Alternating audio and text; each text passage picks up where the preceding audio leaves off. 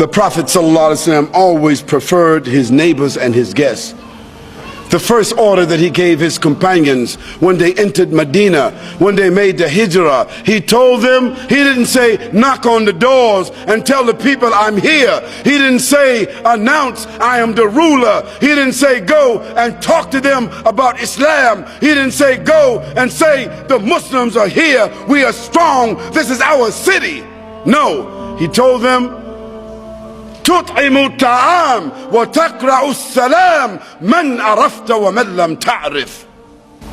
He says spread the food, give food, and give the greetings. من عرفت, whom you know, ومن لم تعرف, whom you don't know. This is what he said to do. And so the Muslims went out from him, taking their food, whatever they had, sharing it with the neighbors, talking to them.